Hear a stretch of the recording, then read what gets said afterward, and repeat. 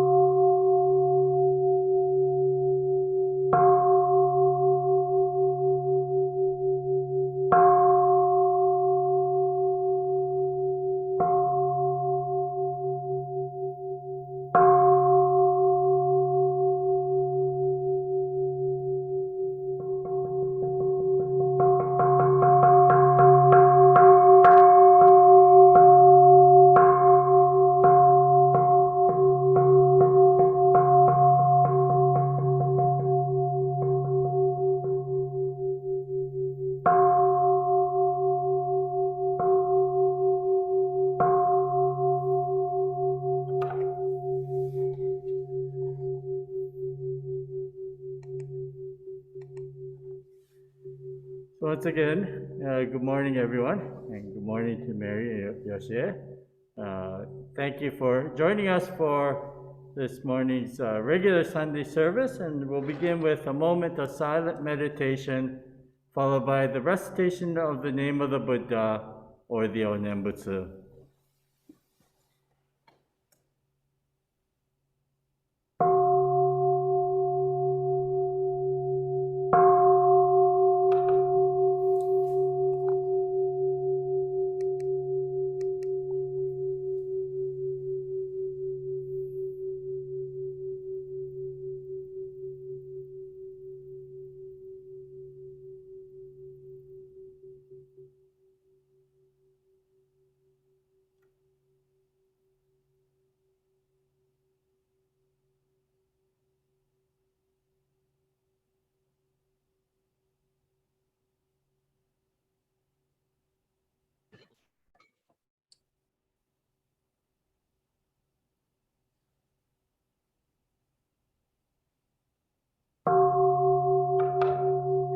No more nobs, no more nobs, no more nobs, no more nobs, no more nobs.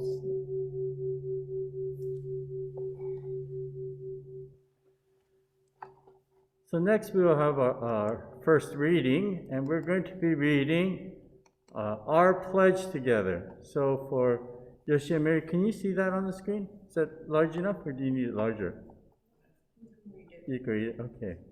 So we'll read together our pledge. Our pledge. Breaking out of my shell, I shall carefully share a warm smile and speak gentle words, just like the kind Buddha.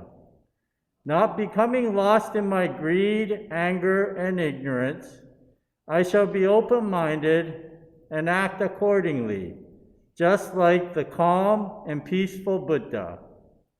Not putting myself first, I shall share in the joy and sadness of others, just like the compassionate Buddha. Realizing the gift of life we have received, I shall live each day to its fullest, like the Buddha who continues to emancipate all. Next, we'll have the sutra chanting. Today, we'll be chanting the Sambutsuge. Yoshi and Mary, if you want to open your books to page 73, it's on page 73 of the purple Seitan. Or you could look at the screen, whichever is easiest for you. Oh. Okay. No more nubs, no more nubs, no more nubs. 넘어간다고.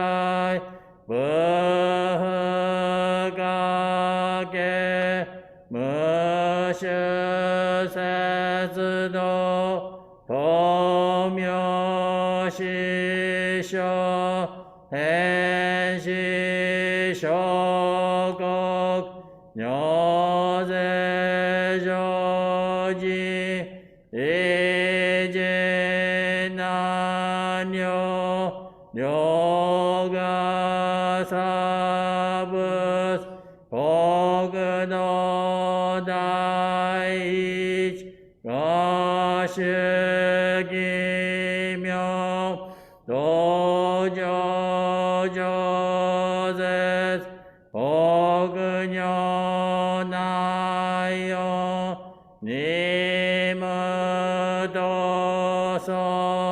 Gato Aimi Dodatsu Isai Jimoraisho Shinetsu Shoujo Itogakok Keraku Ano Kobutsu Shimyo Zega Shisho Hotsuga no Hi Rigi Shosho Yok Jibbo Seso Chie Muge Joryo Shisom Chiga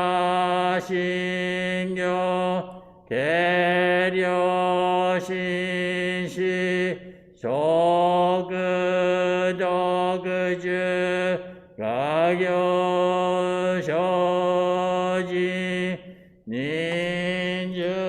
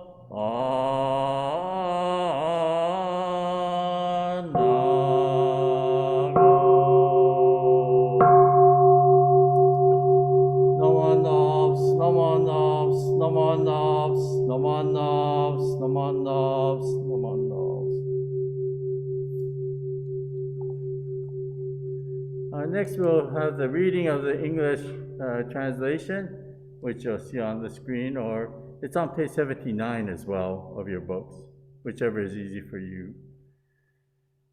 Sambutsuge translation, praises of the Buddha. Your face shines in great splendor, boundless, wondrous dignity, such the greatness of your light, beyond all comparison. Brightness of the sun and moon and the shining money jewel, when compared to your brilliance, seem to us like blackest ink.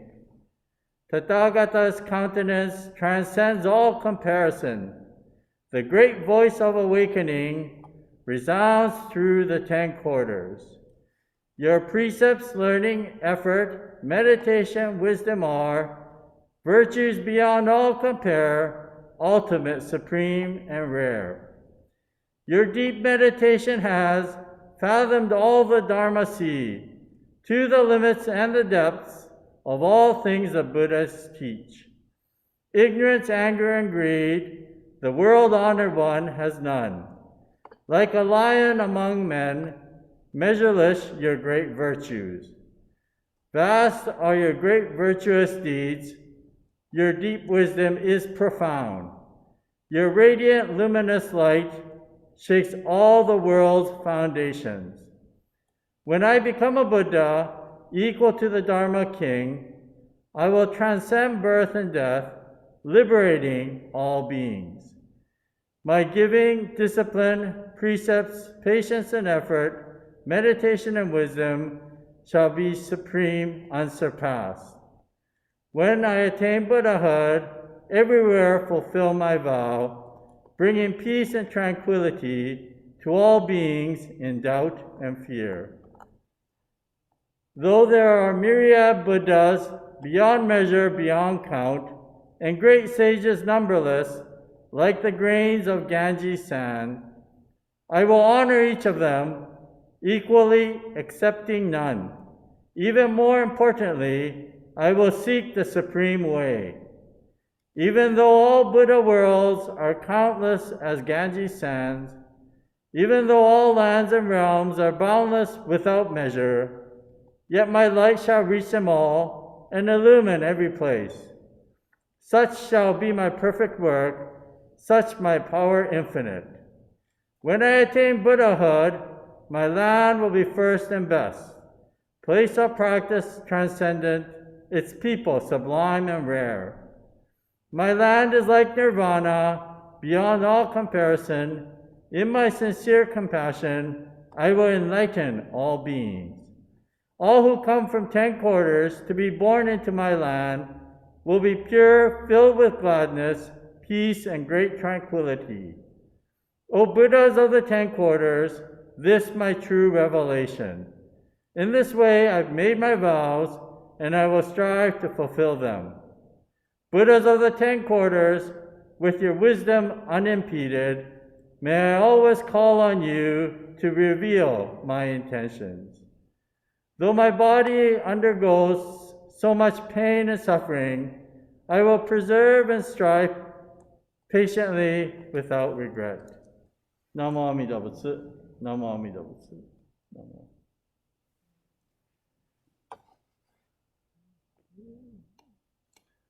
Okay. So once again, good morning, and thank you for joining us. Can you hear me okay? Good. Okay. I was talking to the ladies here in the Hondo, just to make sure that everybody is on the same page. Okay. So I'm going to begin my talk this morning by reading a passage, and I've read this before, so some of you might remember it. It's actually a quote from my maternal grandfather. He wrote this in a journal called the Pure Land, Journal of Pure Land Buddhism, and it was published in 1984. The greatest tragedy in the modern age is the intensification of confrontations and conflicts. Economic confrontations between nations rooted in nationalistic desires for natural resources are getting more and more intense every year. Also, ideological confrontations between nations pose a major threat to world peace. Furthermore, racial as well as religious confrontations are getting more and more serious. The Mahayana teaching of non-ego, emptiness, and dependent origination are based on the realization that in the absolute reality, there is no such dualities and confrontations. The Nembutsu stands on the same Mahayana principle. In the Nembutsu, there are no such confrontations as enemy and friend, men and women, rich and poor, good and evil, and even Amida and myself. Namo Amida Butsu. Namo Amida Butsu. So, some of you have been joining us on Tuesday evenings for the lecture series that I've been doing on the teachings of the Buddha Dharma, the path to enlightenment. And one of the things that we learn as we study about Buddhism is that the historical Buddha, Shakyamuni Buddha, went to many different places and gave Dharma talks. And it was his disciples who memorized those talks and recited it after his passing. So the fact that the disciples were able to memorize all the Dharma talks, it's more than likely, in fact, I'm sure it's probably 100% sure, that the Buddha repeated his talks at the different places that he went to. And so those disciples that went from place to place would listen over and over, perhaps, to the same Dharma message. And this is not necessarily a bad thing, because there is a passage, Denyo Shonin, our 8th Lord Abbot of Jodo Shinshu, has written in one of his passages. He says that rock is hard and water is soft. Yet when water drips on the rock long enough, the water can create a hole in the rock. Similarly, as we listen to the Dharma teachings, as we listen to it over and over again, it's like the drop of water that gently and surely erodes within to us as a process of almost osmosis. So the reason why I'm saying this is because I'm going to be giving a Dharma talk that I gave yesterday to our Dharma school kids, as well as to the Fraser Valley Buddhist Temple. Now, see, prior to the pandemic, when I would go in person, if I would go to Fraser Valley Temple, the likelihood that the next day they'd be here at this temple is very low. So, of course, if I said the same Dharma talk here as Fraser Valley, then people there and here wouldn't know that. But of course, today, with this new technology, Lucy was there at Fraser Valley, of course, through the Zoom yesterday, and again, I see Lucy is here today. So, and Jeannie was there too. So, you know, these things, for you, it's going to sound repetitive, but actually, by listening to it again, is going to help you in sinking in. But for this Dharma talk, I actually, first of all, we had our Dharma school service yesterday morning, and I tried this out, and it actually worked out quite well. And then when I did it with the Fraser Valley Temple, it even worked out better. So I'm going to try it with you guys, and I'm going to need some volunteers. And I noticed, let's see, when I ask you to unmute yourself, may I ask you to, when I do, for certain people, if I can ask you to help out. So what I'm going to tell you is a story. This actually comes from what we call the Jataka tales. The Jataka tales are part of the Buddhist sutras, and they largely are based on stories about animals. And it's said in the Buddhist sutras that the Jataka tales are the Buddha recalling past lives, and even lives as an animal.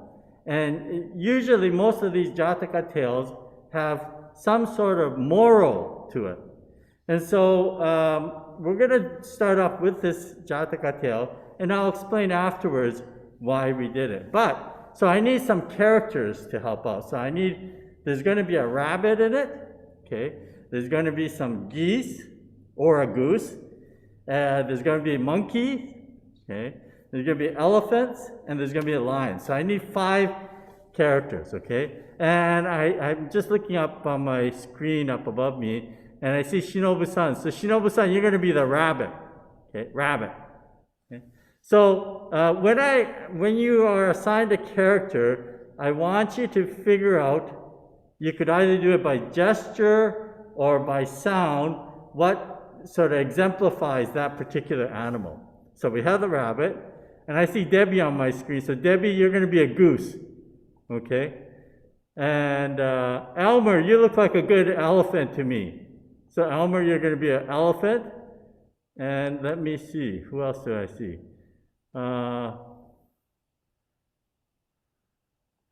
Jocelyn, you look like a good monkey. So Jocelyn, you're going to be a monkey, okay? And let's see, where is that? I know a perfect role for the lion, oh, there he was, is Terry Beresford. Terry, you're going to be the lion, okay? So, how this story begins, and it starts off,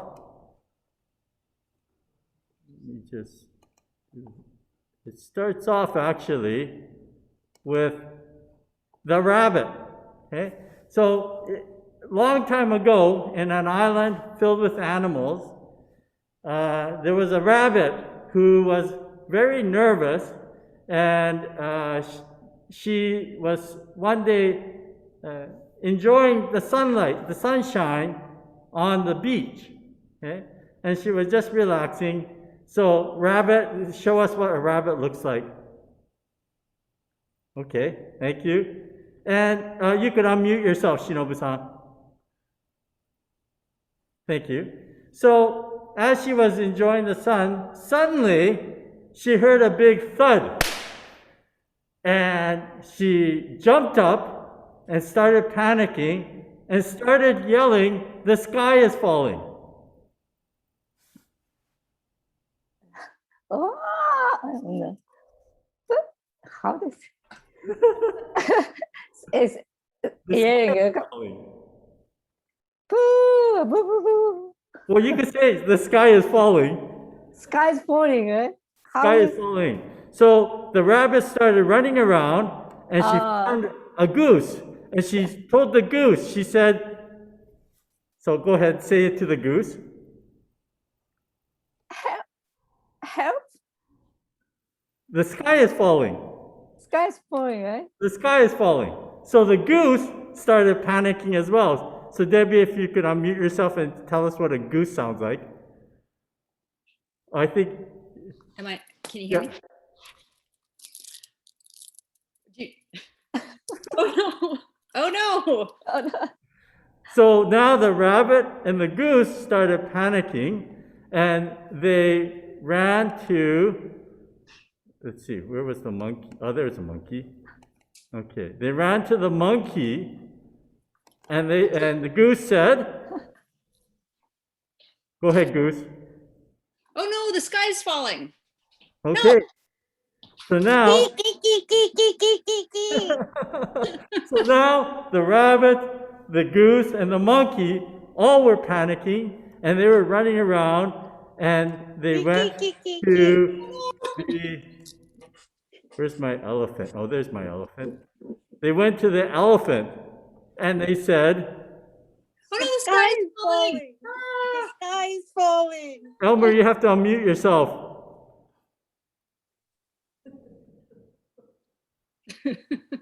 Oh, the elephant's muted. Very quiet elephant. Oh no! Oh no. Okay. There you go. So all the animals were now panicking. So all of you panicked. And during all this, oh, there he is. The king of the animal world, the lion, was relaxing in his den. And he heard all the commotion, and he came out and gave a great big roar. And he said, "What's going on?" So the king asked the elephant, "What's going on?" And the elephant told him, The sky is falling. "The sky is falling." So the king asked the elephant where he had heard this. And Where have you heard this? Yeah, where did you hear this? And the elephant said he heard it from the monkey. Monkey. So I the heard it king, from the monkey. so the king then went to the monkey and said, "Where did you hear it?" King, are you frozen? I think the king froze on us. The king froze on us. oh, there he is. Yeah, King, there I am. okay, ask the monkey where she heard it from. Where did you hear that the sky is falling? I heard it from the goose. Oh, and so the king went to the goose and said, I heard it from the rabbit. Oh, sorry. That's okay. Where did you hear it from? I heard it from the rabbit. And so the king asked the rabbit, Rabbit, where did you hear the sky is falling? Oh, sky. the rabbit said she heard a big sound at the beach. At the beach, yes. So the king, being wise, said, we'll all go and check this out for ourselves. We'll go and check this out for ourselves. And all the animals went down to the beach to look. And it was a beautiful, calm day, and there was nothing going on. And so the king decided, I'm just going to lay down and relax.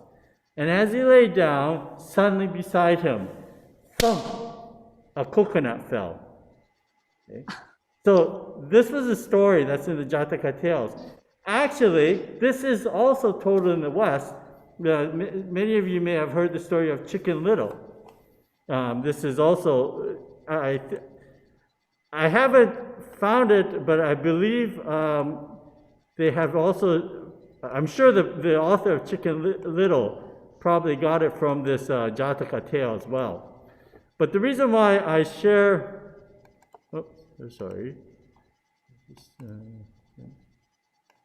Let me get back to myself there. Okay. The reason why I shared and actually, thank you all for being very good participants. Give yourself a hand. Okay. The reason why I tell you this story, this Jataka tale, is that in the Buddhist teaching, what this tale is telling us is that we have to actually look for the truth for ourselves. Okay. We can't just go by something that somebody else has said, right?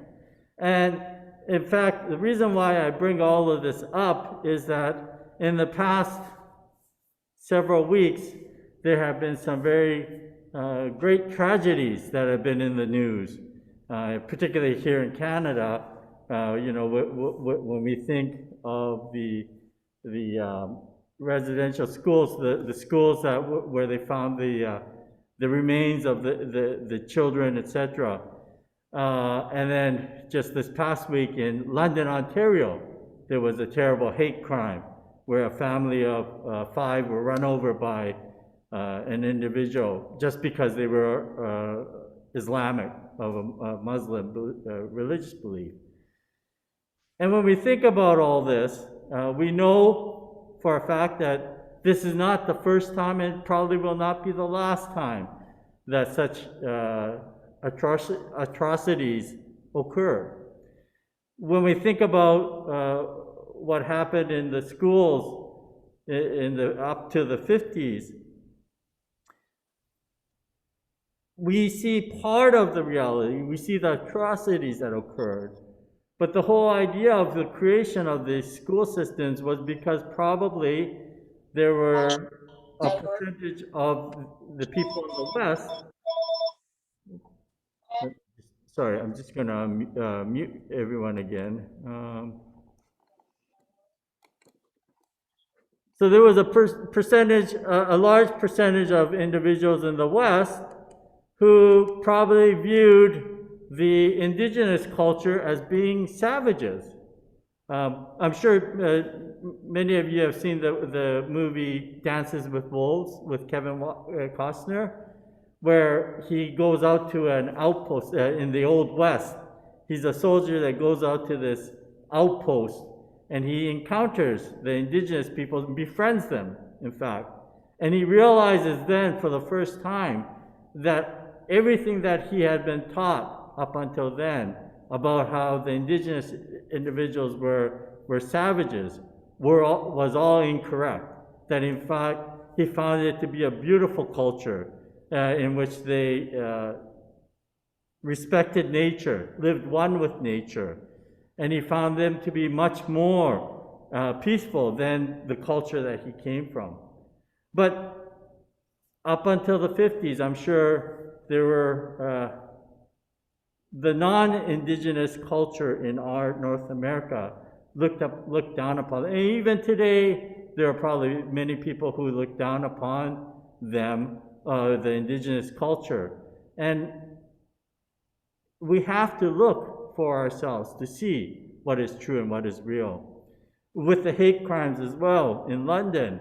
Again, this is somebody who's been caught up in the propaganda of hatred, etc. And we have seen a lot of that going on. It's on the uptick here on the West Coast. We've seen Asian hate crimes on the uptick as well. And all of this comes from people not listening for themselves or not finding the truth from themselves, but just following the propaganda that's coming out. And so what Buddhism tells us is, of course, that each of us has to think and see for ourselves what is true and real. And the passage that I read from my maternal grandfather, he goes into this. He says that the Mahayana teaching of non-ego, emptiness, and dependent origination are based on the realization that in the absolute reality, there is no such dualities and confrontations. So in the reality of things, there is really no duality. And of course, the Nambutsa for us is an example of this. In the Nambutsa, it is saying, I take refuge in the infinite life that sustains me. It talks about the oneness that we share with not only other human forms, but all beings. So out of respect and joy of being able to listen to this teaching, a very important teaching for this time and place that we're in, I'd like to ask you to join me again as we put our hands together in reciting the Nembutsu. Namo Amida Butsu. Namo Amida Butsu. Namo Amida Butsu. Namo. So once again, I'd like to thank our contributors. Through you made today's Dharma talk. So I appreciate your participation, and thank you to Yoshi and Mary for joining us here at the temple. This will conclude our Sunday service, regular Sunday service for today. And please join us next week again as we hold the service.